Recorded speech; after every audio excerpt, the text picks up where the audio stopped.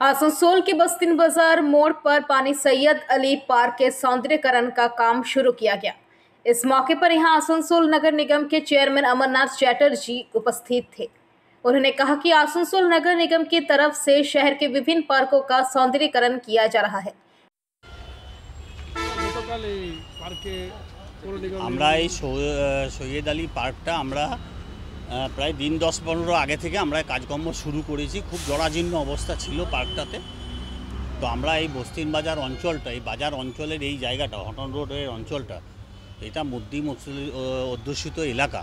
এখানে এই সামনে ঈদ আসছে, এই জায়গাটা যদি নোংরা থাকতো খুব খারাপ লাগতো আমাদের। সেই জন্য আমরা চিন্তা করলাম যে এই জায়গাটাকে আমরা সুন্দরভাবে করি এবং ফোয়ারাটাকে চালু করার ব্যবস্থা করি, লাইটেরও ব্যবস্থা করি। সেই জন্য আমরা গত 10 দিন ধরে এখানে কন্টিনিউ কাজ চলছে। এই কাজগুলোর মধ্যেখান দিয়ে আমরা এই পার্কটাকে সুন্দরভাবে একটা রূপদানের ব্যবস্থা করা হচ্ছে এবং এইটার ব্যাপারে আমাদের মেয়রের খুব ইন্টারেস্ট আছে। মেয়রও নিজে চাইছেন যে আসানসোল শহরটা সুন্দর হোক এবং আসানসোল শহরের যে সমস্ত পার্কগুলো রয়েছে সেই সমস্ত পার্কগুলোতে সব জায়গাতেই মোটামুটি আমাদের বোর্ড মিটিংয়ে পাস হয়ে গেছে।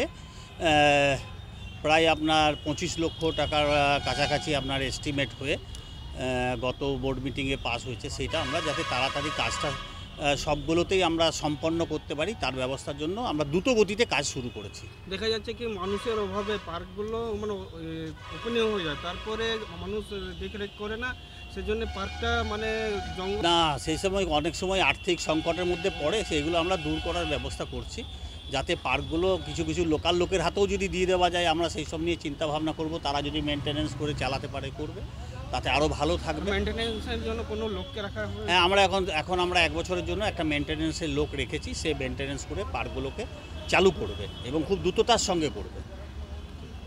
आसनसोल से बीजू मंडल की रिपोर्ट, PVTV न्यूज़।